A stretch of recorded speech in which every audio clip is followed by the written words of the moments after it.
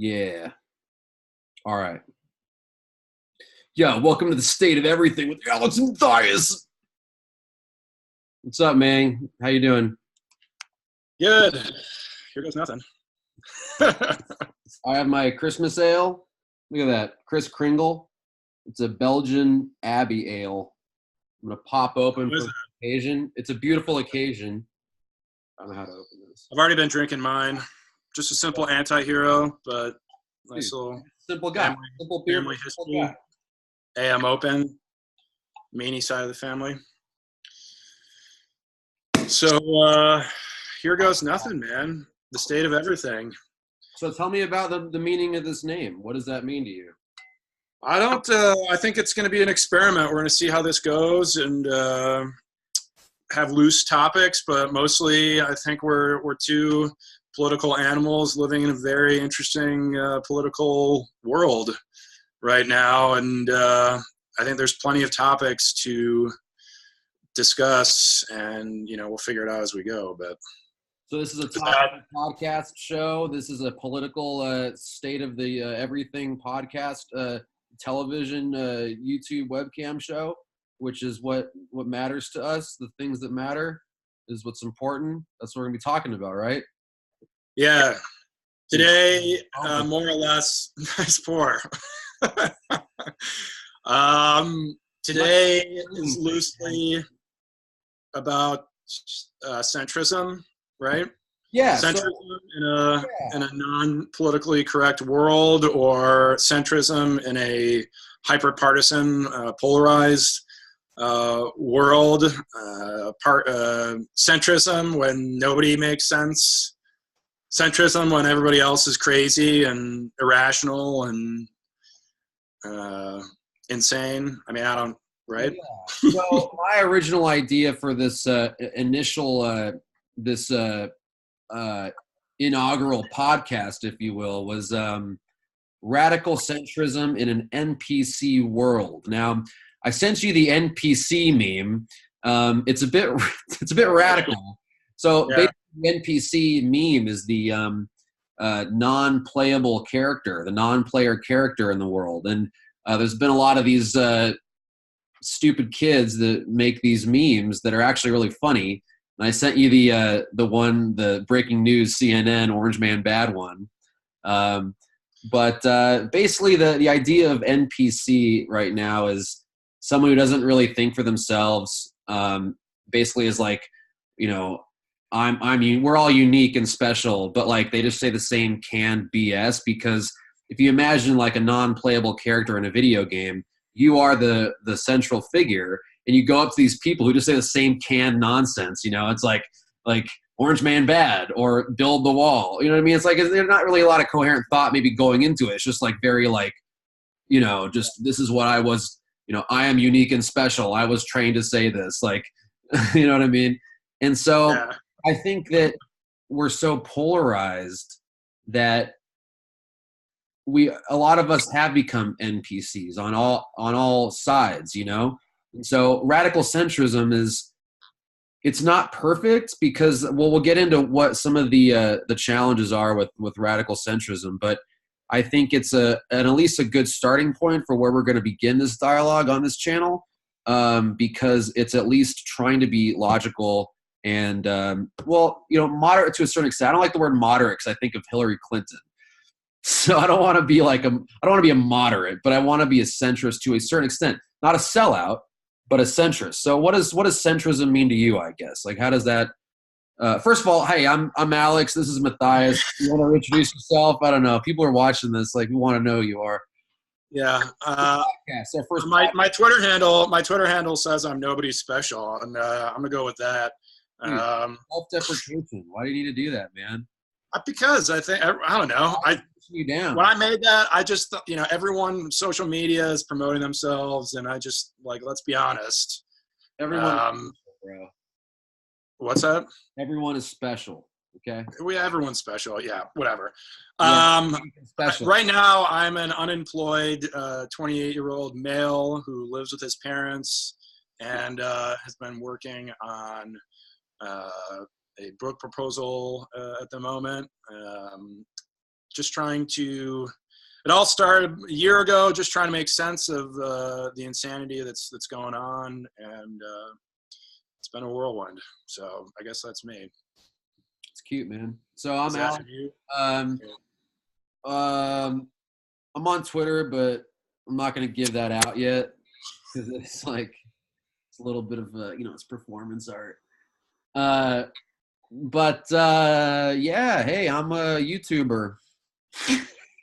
I'm a YouTuber in California, and I'm sick of California because I think it's getting too crazy for youngins like me. You know, millennials who are trying to make it in the world. I think it's overpriced. I think it's too. There's a lot of issues I have with it that we'll probably get into here. But I'm an American. That's what matters, man. I'm an American. I believe in truth. I believe in honor. I believe in civility. We're going to talk about those things because I care about those things. And part of this channel, for me at least, I can only speak. This guy's in Chicago. I'm in Los Angeles right now, and you can kind of see that. He ain't afraid of no coast, but like I'm on the coast, and like the coasts have become these like liberal bastions that don't understand the middle of the country, and the middle of the country thinks the coasts are all elitist pricks. It's like, look, if we can't get along as Americans, we're completely screwed on the world stage, man. And so like that's part of like I want to try to get everybody on the same page because like when the robots come, we're really screwed. Yeah. Well, so let's talk about these NPC people. Yeah, man. Because I'm actually really glad that you did that because you sent that to me and I remember seeing it. So we'll splice it in here at some point and just so you guys are aware of what we're actually talking about. But one of my first questions after I saw this video was, what exactly are they complaining about? Like I understand the criticism of like the just verbal diarrhea or whatnot of just mass groupthink or whatever, not being able to form a coherent opinion, and that's both sides. But it just seemed interesting that they chose the anti-Trump people because, I mean, let's be honest, like I side with them. So if I'm going to take the two, I mean, obviously I would prefer that both people or both groups were able to rationalize and form based on the evidence and the facts and just logical reasoning. But I just found it interesting that they chose to kind of not attack is maybe a strong way of saying it, but the anti-Trump people. And I didn't know if that was from whoever, like people, whatever group or people that are making this, if they're well, the left meme, like this is a known quality, like what they say. I mean, this is the people that make memes are like alt-right kids, basically. Like like kids are trying to make a statement in a stupid way. They're often really funny because you got to think about it this way, like comedy, right? The only comedy on the left, I mean, the most of the comedy on the left is like on late night TV. Like you go to like at 11:35, anything you go late night TV is going to be just heavily like, this is like just anti-Trump, everything, which is for good reason a lot of the time. But I find that people like Colbert have become a little bit too polarized. Like it's almost too much, man. Like there's other funny things out there. You don't have to just like, I guess that's his role though as a satirist. But so that is where the comedy on the left is coming from, basically the mainstream, right? So there's no real comedy on the right. And you can say that it's not because maybe conservatives aren't funny. That's what I used to think.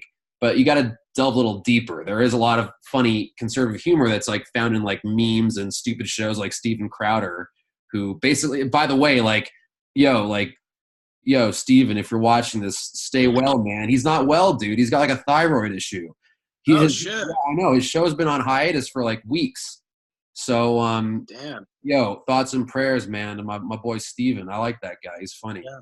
But the thing is, like, yeah, you don't see like liberal people making memes, you know? I mean, you could. So that's the thing. These like the NPC basically it kind of came to surface before the midterms as like an attack on left. I don't want to say liberals because liberal is you can be a conservative and be a liberal, I think, in this world, the way that it's going now. I want to say leftists. Leftists are people who believe in socialism and communism, basically, and want to get further towards that far end of the spectrum.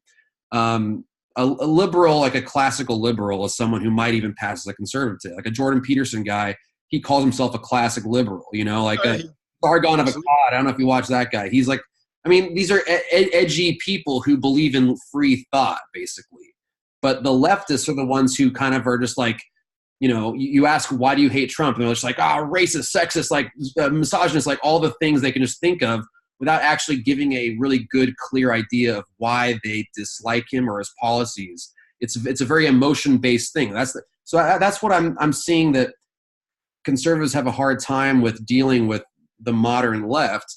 It's all emotion. I know you think, because you're like this like stand-up guy who's like you believe in liberal thought, left-wing politics at its finest, in aspects like the environment and government corruption and foreign policy and shit. We shouldn't curse on this because YouTube has algorithms. The robots, man, they're gonna get you if you curse. You know what I'm saying? That's a leftist thing. So, but listen, what I'm saying is this. I don't remember what I was saying, but if you can keep going from there. Yeah, no, I understand. I think that you can only go so far. You got to have some logic, and a lot of these young. So here's my. They don't know how to have logic. They don't know how to have reason in their debates. They might be right, but they're just going solely on emotion. Like, racist, sexist, bad, orange man bad.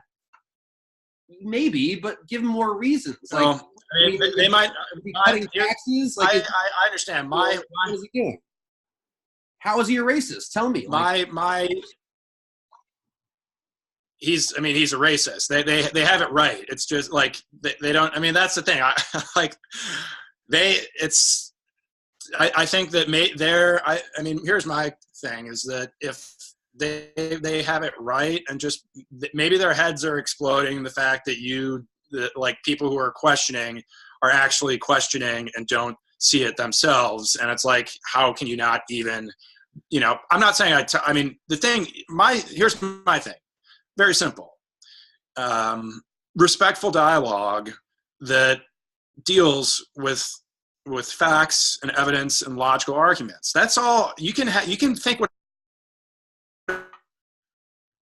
whatever you want to think, but if we're gonna have a discussion on it and try to persuade other people to your mode of thinking, then let's enter a rational debate about it, and not just shout at each other or resort to emotional arguments.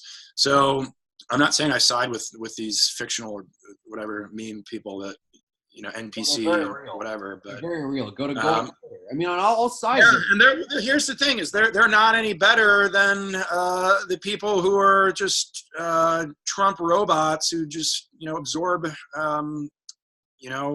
far right Alex Jones crap and Fox News and the other poll. The polls, man. Both extremes are held hostage to the people at the top, and quite frankly, right now, anybody who's still clinging to Donald Trump is forced. They're either standing with Donald Trump or they're standing with their principled conservatism.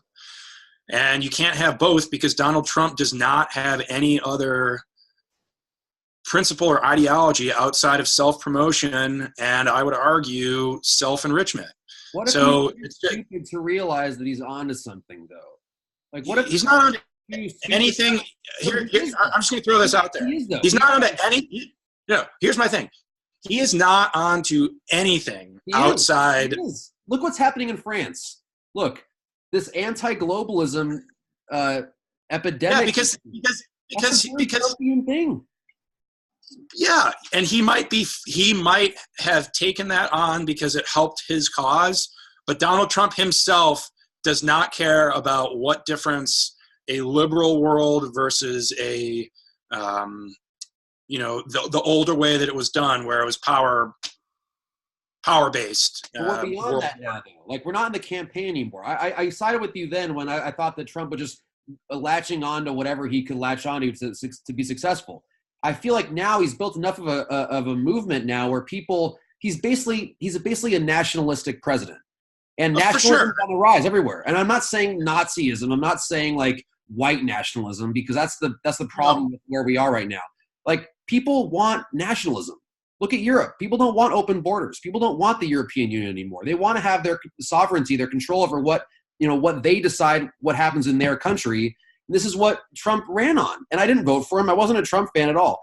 But this is something that people latched onto. It was an anti-Hillary, like globalism, like Macron, like let's just, I know it veered into a lot of the dark elements of what we see as very anti-American, but he's leading an American movement right now. There are a lot of real tried and true Americans that support this guy. You have to acknowledge that. Yeah, no, I do. But I just think that he latched on. I mean, he said himself, "I love the uneducated voters," or whatever. I know, but you're going back to the campaign, though. Like, talk about. But he still, those are that's his base. Like, his base Republicans are like his loyal 30% that he could do no wrong. Those are the people that, by his own admission, those are not my word. I'm not calling Trump's base uneducated. He said himself, "I love, the uneducated voters." So I don't, his whole like his being is just from what I gather is it's all about. It's not about real estate. It's not about his casino or whatever other businesses he has. It's all exists about self-promotion and his brand. I think it's evolved, man. I think it's evolved. I hate to say that. I don't want to sound like I'm defending Trump, but I do feel like his whole thing has evolved from a self-promotion thing to an American promotion thing. Our economy is actually better. America. I mean, he's not promoting America. Yeah, but see it in a way he has. I mean, you can say that selling out, the Russia thing is one thing, and that's a big thing potentially. We don't know the facts yet, but in terms of like,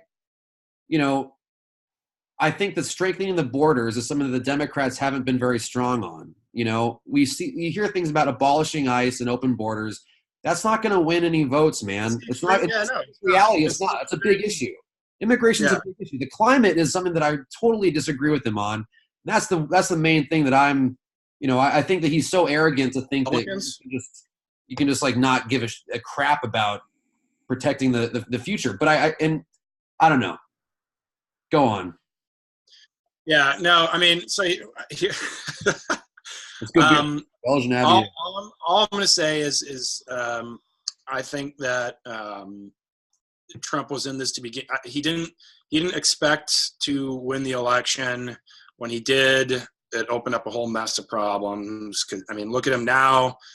Basically every organization he's run in the last 20 years is under investigation. He was just trying to profit off of it. That's why he was trying to get that property deal done in Moscow. So, but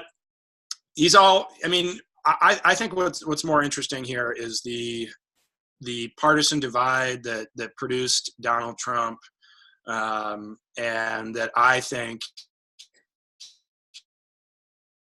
will present some interesting difficulties for the Democrats in 2020, because the problem hasn't gone anywhere.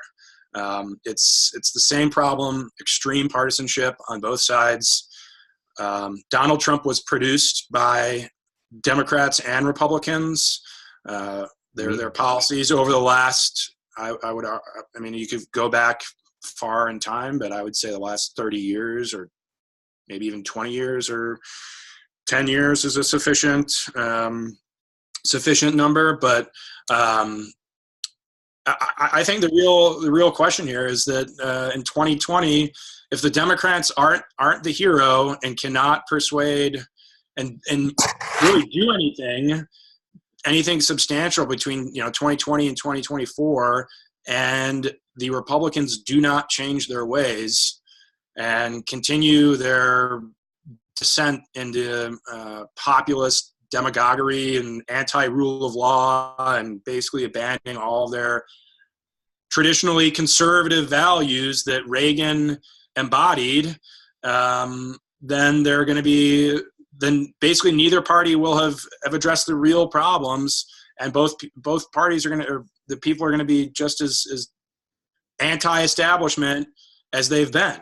But they're going to hold on to basic American principles like the First and Second Amendments. And these are things that are, I mean, you can say what you want, but there are the authoritarian left. I have to say this, like, you know, it is scary and it is dangerous. You see guys like Tim Cook, CEO of Apple, just saying like, you know, free speech doesn't mean anything. Like, if you're going to say like, you know, if you're going to be a white supremacist on our platforms, then we got to be deplatformed. Okay, sure. But like, so if a white guy says the N-word, it's you're going to be deplatformed, depersoned.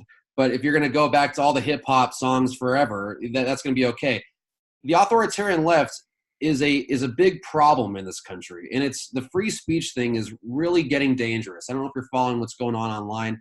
A lot of these people don't deserve to have, you know, say all these horrible things, but they're protected. Their rights are protected, right? The First Amendment is important. There's only one party that's standing up for that right now. There's only one party standing up for the Second Amendment. These are actual things, man. The authoritarian left wants to shut down free speech. You're saying the Republican Party is standing up for free speech when Donald Trump is attacking the press nonstop, the enemy of the people. No, you're right. No, that's like a so. My whole thing is, look, the Republicans used to stand for small government, you know, fiscal responsibility. They owned foreign policy all of these years. You know, down home values and individualism, you know, leave yourself alone, small government, get the hell out of the way. And, but I would just argue that, it's not really there anymore. I mean, Trump has gone in there and blown up everything that, the Republican Party has stood for. I mean, they just passed this tax bill. It's going to is wrecking the deficit. Evangelicals are supporting a man who, I mean, I don't even need to go into it. You know, he's in bed with making all these ridiculous, you know, bending over backwards for people like, you know, Recep Erdogan of Turkey and Saudi Arabia and Russia and North Korea. You know, North Korea is insane to think that the Republicans are.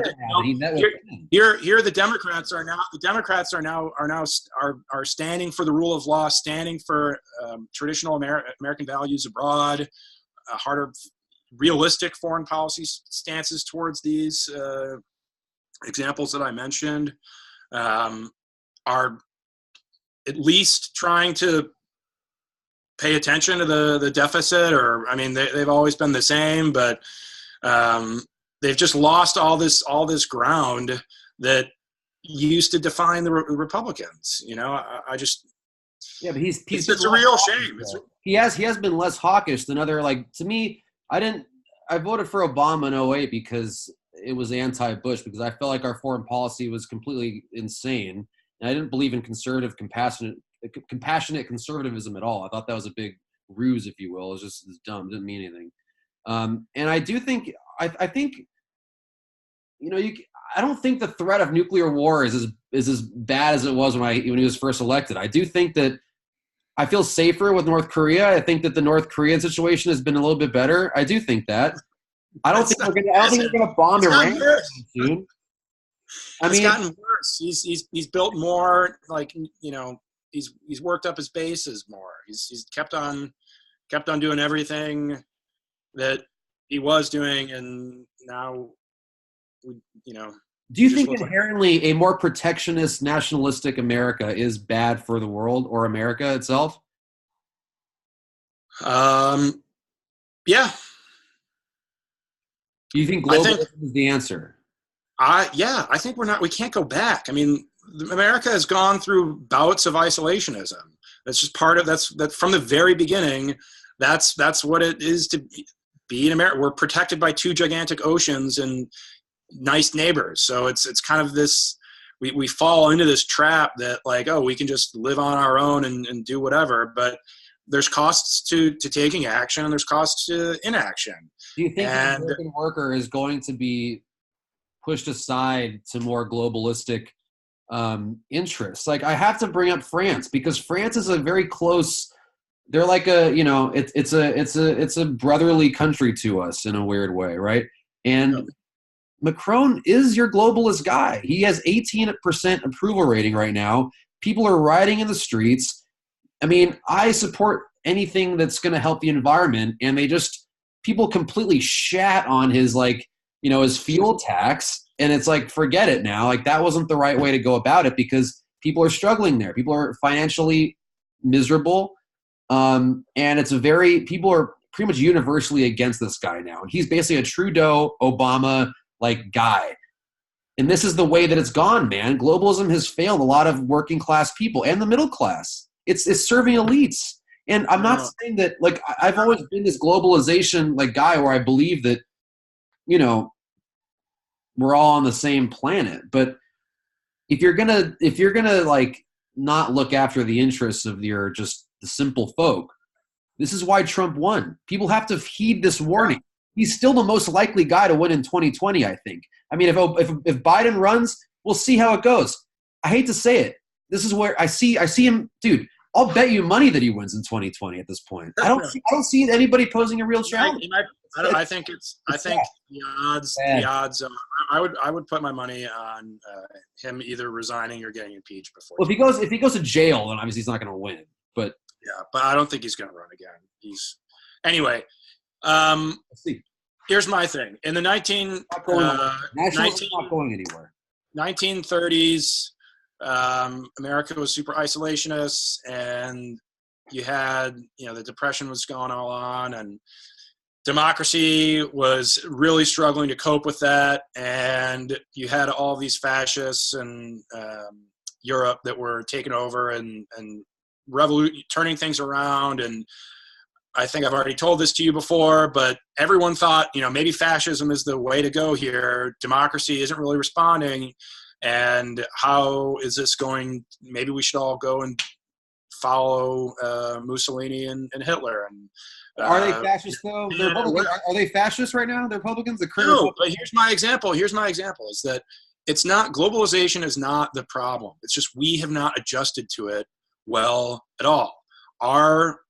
Our leaders, our politicians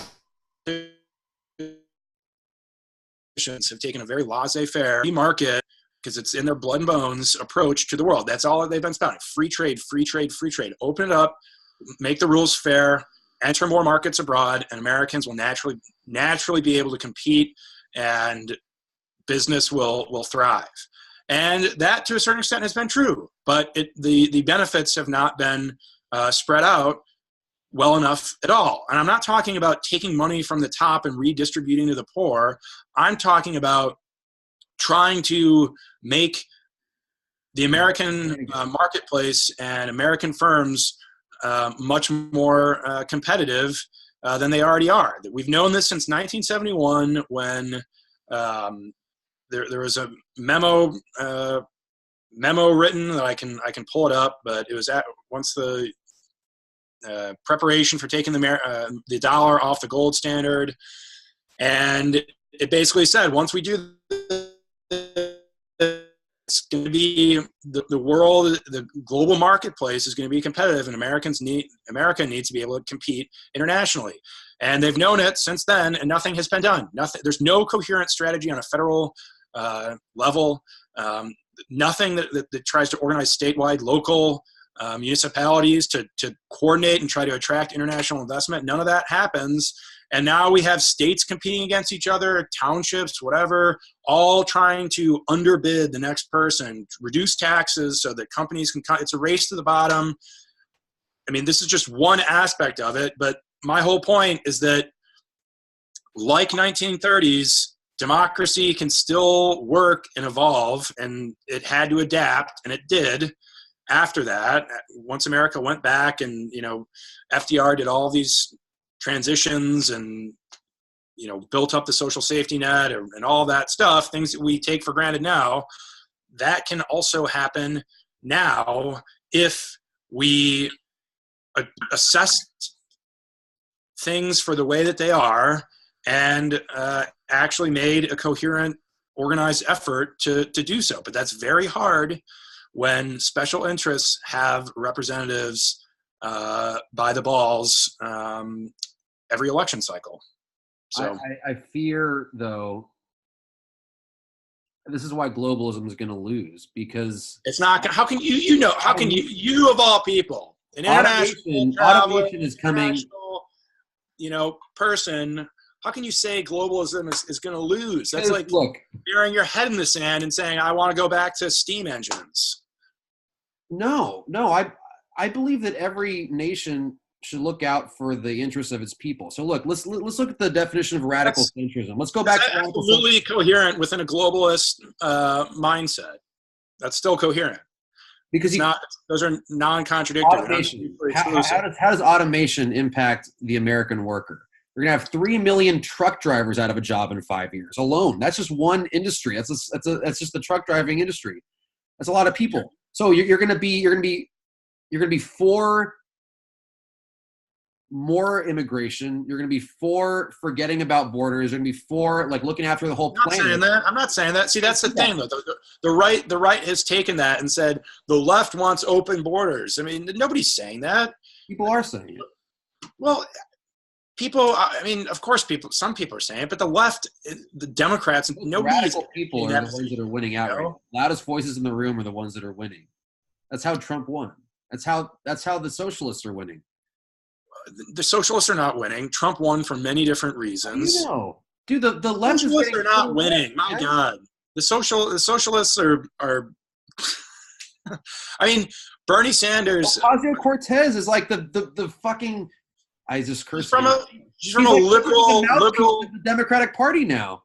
She is not. She does not represent. Who's the Democrat representative from like Virginia or West Virginia or something who.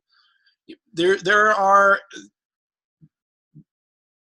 Ocasio-Cortez does not represent the Democratic Party. She is, from New York, a liberal city, a liberal enclave within that. So, does Steve King from Iowa? It's because he's a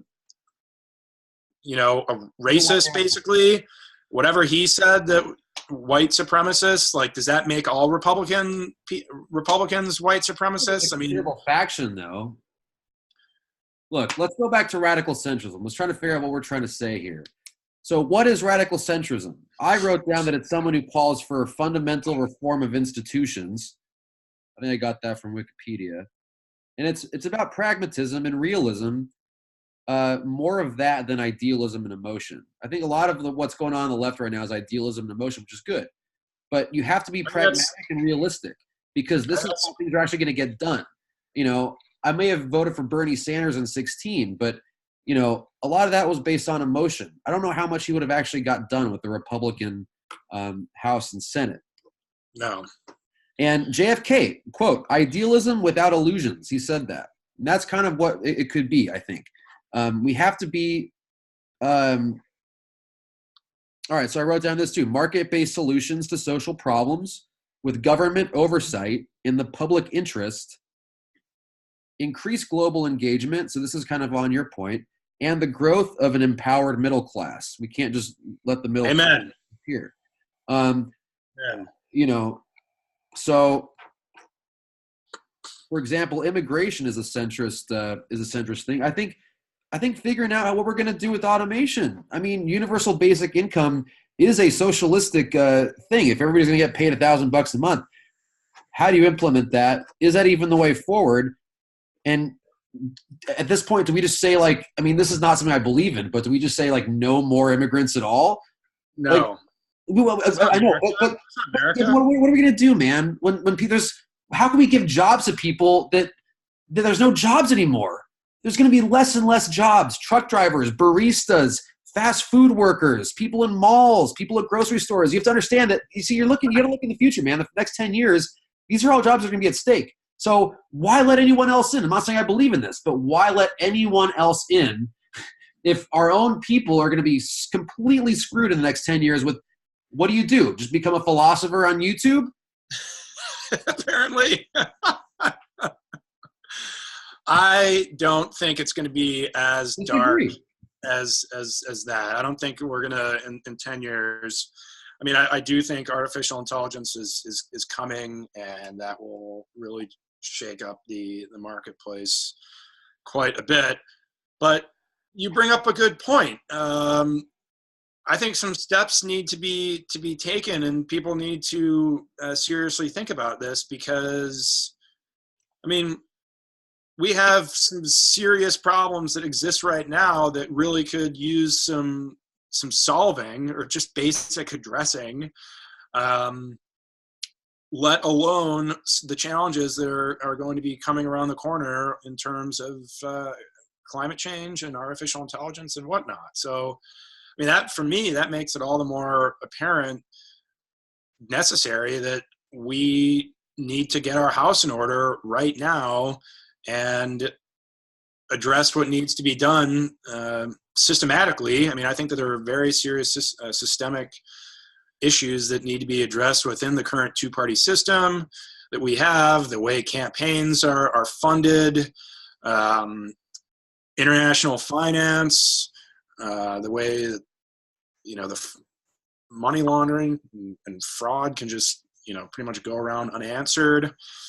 There's a lot of things that can be done that are not as radical as they sound, because they preserve capitalism, they preserve democracy, representative democracy,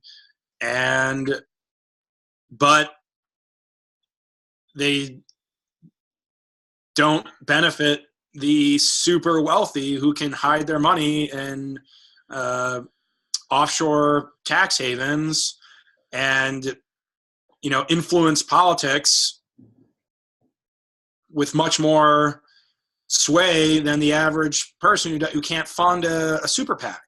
So these things are not super, reforming the tax code. We haven't done that in however many years, because every special interest has their cutout that they benefit from, and they don't want to change that up. This is what it really is about, then. It's not really about left and right. I mean, this is what we get bogged down into. I don't know if it really is as much left and right as it is. It's a haves and have-nots. It's an establishment versus anti-establishment fight. The Civil War, if there ever is another Civil War, I mean, we're in a cold Civil War, a culture war, if you will, right now. But if there ever is like an actual revolution going forward, I don't know if it's going to be left and right, because it's going to be an easy. The side with the guns is going to be, the victor over the side that doesn't believe in having guns. I don't think that's the actual issue. I think it's actually going to be something a little bit more. I mean, it's going to be like storming the Bastille, man. It's going to be an anti-establishment thing, because that's the real populist. This is what people want. This yellow vest revolution in France is a populist movement. Bernie Sanders was a populist movement. Donald Trump was a populist movement, which is why it's so absurd, because he's the complete guy you're supposed to be fighting against in a sense, in a lot of senses, I think. But he kind of took it and ran with it. So this is where I see us going, is like, it's an income inequality battle. It absolutely is. I mean, here's the thing. Both parties have been talking about bringing manufacturing back to the Rust Belt and the Midwest and all that. They've been harping on that for how many? 2 decades, ever since NAFTA, 3 decades. I mean, what else do you need? What other example is out there? They keep to win votes, do nothing about it, and then surprise, surprise, people are pissed off that they're losing their jobs and their politicians aren't delivering for them. I mean, that's just one example. It goes across. I mean, it's the same thing every year. Let's ban abortion. Let's make abortion, protect abortion, or, I mean, there are these core pivot issues that politicians just pander to people so they get their votes, and then absolutely nothing happens or is done. So those other issues are enough to keep motivating people to come back and vote. But when it comes to job security, people eventually get frustrated about it and vote in somebody who can who's not a politician, who's not an establishment, can wreck the whole. Yeah, exactly. Who can wreck the whole thing, and maybe at least he'll do something.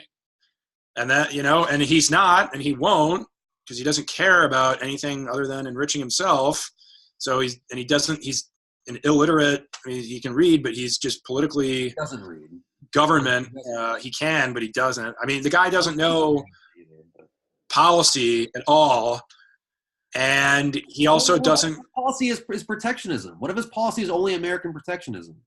That's not an inherently bad thing. I mean, it's nationalistic, but it's not an inherently bad thing in the 21st century. I don't think it's an inherently. Here's the thing. I don't think it's racist. I think it's protectionism.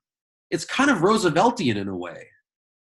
Teddy, he cared about some of the same progressive principles. I'm not saying Trump is anywhere close to being progressive. Times have evolved, but I think that there is something to that debate, though, where it's like, forget Trump. If it wasn't Trump, if it was just some other, like an actual politician, someone who just advocated for like just looking out for the American worker, American protectionism in the face of globalism. It's not an inherently bad thing. It's become this like buzzword racist. There's no conflict. There's no conflict between promoting America and jobs at home and also engaging in the world and not retreating from. Look, here's the thing. America is still the most powerful country in the world, and whether or not we exercise our leadership, we are exercising, or whether or not we exercise our power, we are exercising our power by abstaining from it. So, perfect example. We take a step back and say, Saudi Arabia, you can do whatever the hell you want. Go over and murder a journalist, and that's cool. We'll give you a free pass. We're not going to care about it. I mean, that's insane. We're taking step. We're not choosing to lead. Another example is, the European Union has come out with all of these like internet data, personal privacy laws that now are becoming the standard for all the major social media internet companies.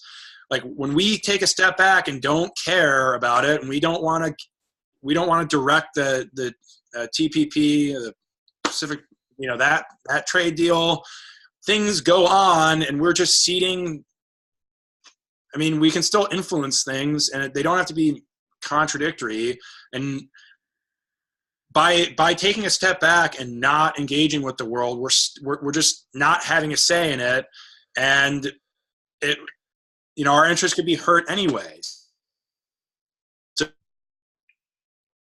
So might as well just like show up and engage and throw our weight around where we can when it interests us. I mean, here's my thing. The world doesn't really like us right now. They have good reason not to. And for a while, anti-Americanism has been rising for a while ever since War on Terror. Basically, yeah, going into Iraq. But the way that we reclaim some of that,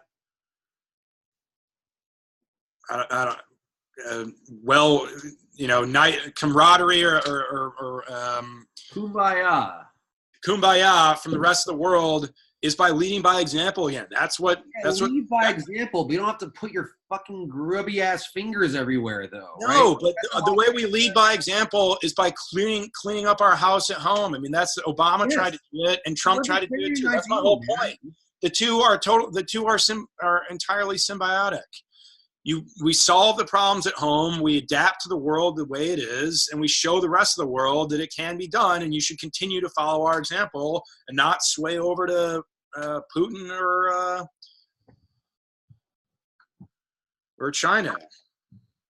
Well, I mean, they don't believe in liberty at all. Let's be honest. Putin and China, that's some totalitarian. I mean, one's authoritarian, one's totalitarian in a sense, right? And we're drifting into that, man. No, we're not. We are, I guess. If Trump wins out, then the rule of law is nothing. And I don't think it's just Trump. Like I said, I'm as scared of the authoritarian left as I am as of the fascist right. I don't. Well, I'm not scared of. I'm not scared of the fascist right. I'm more scared of the authoritarian left because they're the ones that are doing all of this in the name of social justice and goodness and benevolency. And for what? They're not. They have Marxist ideals where like you have to have intersectionality as the main thing that's going to be going forward. I'm sorry, I don't believe in that. I don't want to live in a world where intersectionality is your like the way you're going to make policy. That's insane. It's not liberty, man. It's not justice. It's not. I mean, it's in the name of justice. It's very communist.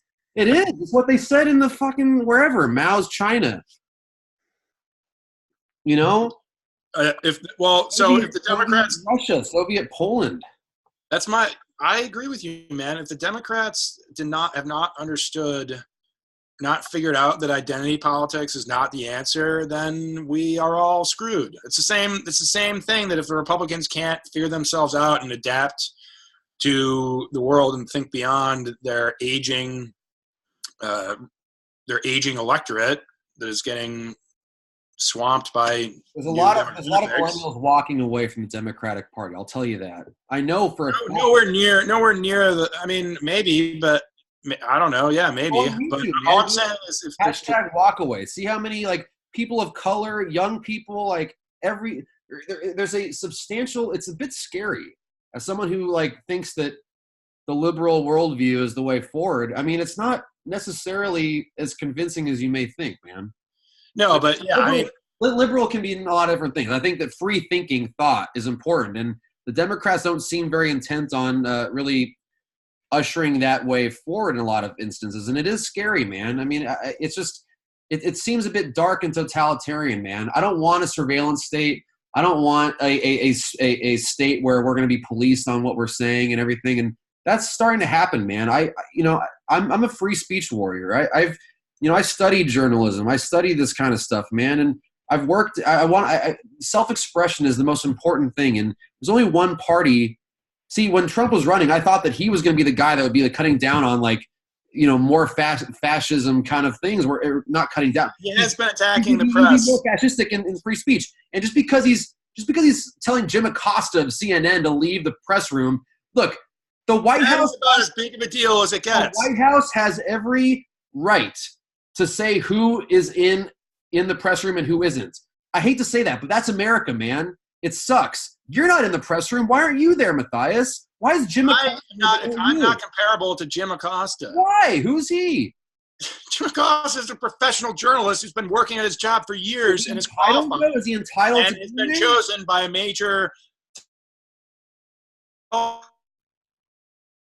television broadcast news company to represent them at the White House press briefing. I mean, I am a nobody, nobody special, as my Twitter handle description would say. Stuff, and we're all somebody. we're entering the period of citizen journalism. We are the participation trophy generation. Damn it, we are all special and created to be special, and everyone should adore us and treat us and celebrate us and spoil us. And if we don't get things the way that we want them, then we should retreat to our safe spaces and not listen to things. Trump calling out one or two like I get that he's not a crusader of free speech. He just wants people to like him. That's it. But you and the problem with a lot of Democrats right now, you get bogged down with saying Trump is like everyone else. He's not even a Republican, man. He's never been a Republican. You have to look beyond that. Look at the broader movement of who supports him. The people who support him are the ones that are actually fighting for free speech in this country right now. They're the ones that are saying, like, you can't just ban Milo because he's an asshole. It's like, what the fuck, man? Like, what did you're giving him more, you're adding fuel to the fire by saying, oh, you can't do that, can't say this. Says who? Those fucking social justice warriors, the thought police? Who's the thought police? Who decides? The slippery slope is a real thing. If now you say that you can't say the N-word as a white person, okay, sure, you can't say it. Legislate it. Look at the slippery slope, 5, 10, 20 years down the line. Who's the one in power? it won't be your side. Yeah. The next guy will be the guy that you disagree with that will silence you. This is what happens in totalitarian. This is Orwellian shit, man, and it is being fed by this leftist groupthink. I'm telling you. That's right. Look, I took out that read that book you recommended, The Coddling of the American Mind. I just got that from the library. I agree. I mean, this crusade that Jordan Peterson is waging, that was born out of his university or Canada, the Canadian government saying that you need to address people by their pronouns. I side with him on that. I mean, I think that what's his name? The guy that you started out this thing with saying, "Be well," the guy who's not podcasting anymore. The guy who went to goes to campuses, you said, whatever the hell his name was. Hero? I don't know. No, the guy, whatever. He went Milo. No, God, the principled conservative guy who engages with people and has rational. Oh, Steven Crowder. Yeah, Crowder. Yo, Steve. He that one that the podcast that he had when he there are only two genders changed my mind. Yeah. I mean, how many genders are there that should be legislated, or if I say that I want to be call me by I'm whatever his example was, I want to be a reptile, call me reptile or something, amphibian or whatever his example was. It's like, why? It's okay, but it's not going to be a law though. If I don't call you a reptile, then it's. I don't think. Yeah, I think they're breaking the law. You can ask people, and I will address you as your pronoun if you ask, but you can't code that into law. They did. Law is it's by something that's law is binary. Law is not doesn't operate on a spectrum. So it's either you break it or you follow it. And when you introduce something that is extremely open-ended, that leaves open to question how many genders that there can exist, then I don't see how that. By the way, also that there are freaking laws that would benefit everyone, including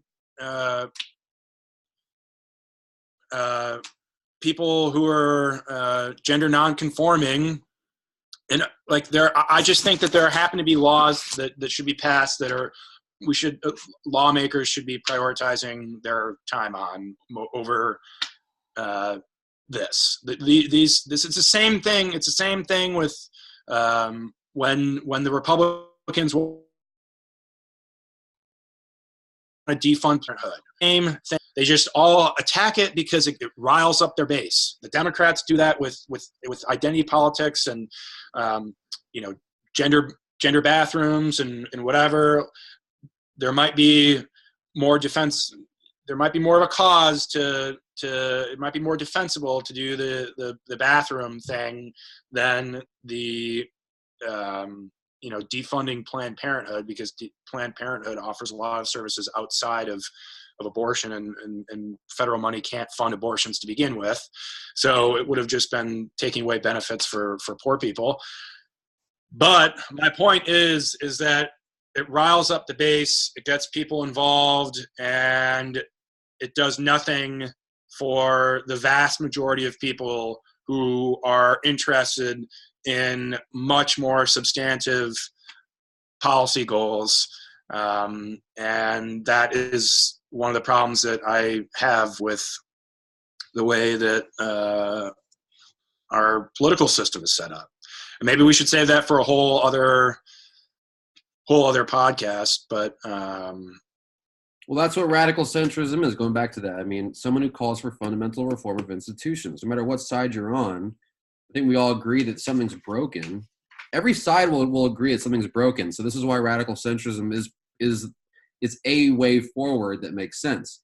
Not to deviate completely, I just wanted to bring up a different issue that was something that we've touched on a little bit. But you and me have both talked about how a lot of people on the right will laugh and make fun of us for this, and that's fine.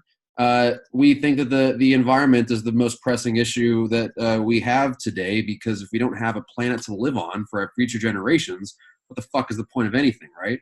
And so I don't even want to say climate change. Like I feel like that has gone, it's kind of become, doesn't even mean anything anymore, because there's the deniers and there's this and, oh, the climate goes up and down. Forget it. Let's just say the environment. I don't know. Like it makes, I hate that it's a leftist issue. And I think that this is a thing that I wanted to talk about as well. And maybe for its own podcast topic, like the environment is not a political issue. Like caring about the future is not a political issue. It basically encapsulates everything. So going off on this topic of radical centrism, how do we become climate centrists? How do we become environmental centrists? Conserving the environment for future generations, that's conservative. And it's not, I mean, it's more conservative than liberal. Like honestly, like if you want to really get down to the nitty gritty of what those definitions mean, conserving something for the future it's incredibly traditionalist. And I mean, I look at those guys, some of my favorite people, some of the people I look up to as American heroes are the transcendentalists. Guys like Emerson, guys like Thoreau, guys like Whitman. I mean, those guys were people that understood that this was how you achieved spiritual growth. This is how you achieved happiness. This is how you achieved meaning, by being attached to the land. So what are, in the light of also, not to keep going on forever, but this France revolution, and it is a revolution, the yellow vest thing is really serious. This is against a environmental tax, a carbon tax. Because carbon, I mean, people are pretty much realizing that carbon taxes are bad for, if you're a poor person, you can't afford putting food on the table. You're not going to want to get taxed more for some arbitrary, some kind of like, environmental thing that may or may not help or whatever. But what are sensible policies and regulations while not taxing the hell out of ordinary folks? What can we do that is an actual commitment to process? That's what radical centrism is. It's a commitment to the process of having a dialogue and going forward with ensuring that we have a future. Yeah. Very, very, I think a good first step would be to look at the facts. You'd think that would be basically enough, but there's a lot of people with special interests that are prevent that from happening. But I mean, look at all these oil companies that have been, with building their oil drilling wells in the ocean, accounting for rising ocean sea level, so they're aware of it. I mean, the issue was much less partisan, even back in the 90s. It was the percentage of people who accepted that global warming was a problem that needed to be addressed by the Kyoto Protocol, whatever. When Bush didn't sign on to that, the percentage of Americans that didn't believe in global warming at all was way smaller. Or I'm not sure, I don't have the figures right in front of me, but I know they were smaller than what they are now. So the disinformation and manipulation of public opinion has gotten us into a more serious problem than what we started out with. And that's because people have made a lot of money out of natural gas and oil and whatever. So, and by the way, a lot of oil companies still get pretty good deals or subsidized by the government, tax benefits or whatever. So, if we addressed that inequity and prioritize some renewable energies and maybe gave them similar tax benefits. Obama did for a little bit. I'm not sure. I haven't done the research, but there are things that can be done to get, instead of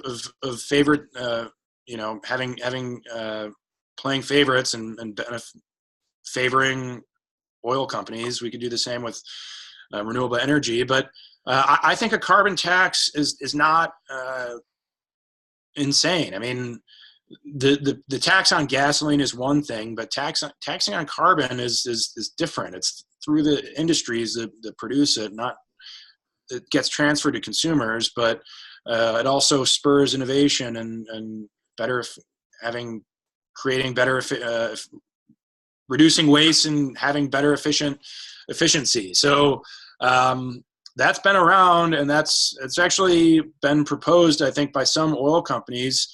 They're actually advocating for carbon taxes now, but they want to. What they're doing is introducing these bills that are for carbon taxing, but also have protections against lawsuits for knowingly deceiving the public against climate change for decades. So whether or not that gets, they're saying we want to help out, but it's also we don't want to have to pay for everything that we've done to make the problem worse. So I think that we should have a carbon tax, like most of the companies realize is basically inevitable, and we should not give them a free pass for deceiving the public and making the problem worse. But that's hard to do, again, when they can fund any campaign and representatives are beholden to their interests. So, again, that maybe is a subject for another podcast, but there's things that are doable and should be done. And just because they seem impossible now within the current framework of how things get done doesn't mean that that's impossible. I think that the only way that we get out of the unhappy place that we are in is by reforming and cleaning up the system, the way that we vote, the way that we fund campaigns, the way that we talk about politics in general. That won't solve the issue of the environment. This is the problem. No, I think that it will. I mean, I think you're overly reliant on government to solve this. I mean, ultimately, this is about individuals making decisions. You want that Ford F-150, you're going to get it. If you want to use all the plastic in the world, like people in Texas make fun of Californians for issuing a ban on plastic straws. Who the fuck needs a plastic straw? Ban them. Who needs that? That's bad for the environment. It's bad. Why do we need it? Yeah, but governments have to do that. That's not an individual thing. You need government. Yeah, but individuals decide how much beef you eat. You decide how much trash you consume. This is not on anybody but you. And maybe government outlawed buying it. If government outlawed beef, I'm not saying that they should, but this is the power of better for the environment. Then this is another slippery slope. If there was, I'm not advocating for it. This is my point that government though is more powerful than there's definitely individual choice, and it's good that people should act on their conscience and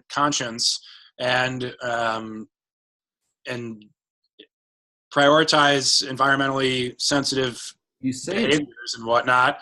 But the government has a major role. When they approve pipelines and are still investing in carbon, natural gas and or fossil fuels, then the government isn't helping the situation. They're outdated and they're contributing to the problem. No, so if you issue a higher tax on beef, which would be better for the environment, nobody's going to be down with that. This is the problem we're going to get into going forward. Like, yeah, sure, taxing these things is better, but I mean, for the planet, for the personal, if you want to consume more beef, though, like you're gonna fight against that, and Americans aren't going to be down with, oh yeah, take away my beef. That's like it's taking away your rights, man. It's sad, but if we ate less beef, the planet would be better off because cows fart into the environment. That's it's more cow. I think that's actually the irony is it's more cows than it is cars. I think it's this, man. I think it's little things like encourage more public transportation. And if cities got down with really giving all good alternatives to cars is a good thing. More electric vehicles is good. Jobs that are, more renewable energy jobs, more green jobs. I mean, you have to have just, I don't know, little things, man. But we're not really that awake, though. We're not really that aware of how our garbage and what the waste that we, exert onto this planet. We're not aware of how detrimental it really is to the future. I think if you went to this plastic island out in the middle of the ocean, you'd probably realize that, damn, like we're really doing a lot of harm. But it's easy for us. We just could. We're busy. We do our thing. We throw our trash away, and it's done. But it's a big deal, man. And I don't know where we go from that. I'm not saying that's the only issue with the environment, but it's part of the conversation, I think, and it's part of the problem. We are part of the problem. It's not just we can't just be like, the government's got to do better. It's like, well, we all have to do better, but we're not really committed to doing better because you're going to eat your steak tonight. You don't give a damn. Yeah, but I think that if government was responsive to the people and less the people and businesses who have the means, then I think people would be more satisfied, and you could address problems much more efficiently and more quickly. I think that's the main thing. I think that it's not the left or the right. I mean, it is the left and the right. It is partisan left and right.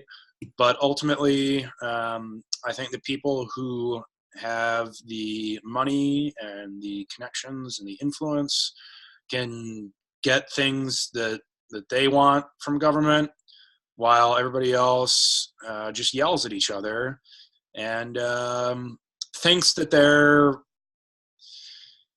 a party. I mean, yeah.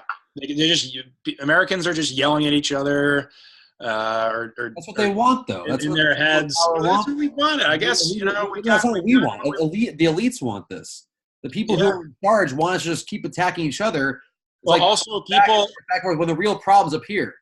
But also, people want to hear here and there, here and there, here and there. Selection bias. People want to have their biases reinformed, and they're all too happy to have their own special, their own favorite news or publication deliver that to them.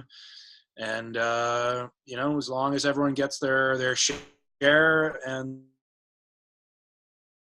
can make some money off of it, claim their share of the market, then it's all good. And in the meantime, nothing gets done. And while everyone else is distracted and arguing with each other, people who get what they want or who profit from the status quo are satisfied, and no real problems are getting addressed. To be totally honest with you, I don't know. I consider myself an optimistic person in general, but I don't know if the Democrats will actually. The problems that I'm concerned about: campaign finance, transparency in government and international finance, and an economy that does not favor or treats everyone equally, at least, on and off Wall Street. I just don't see. I don't know if the Democrats will really be able to deliver on that. I don't know. Did you get that? Did that go through? Is that a good place to?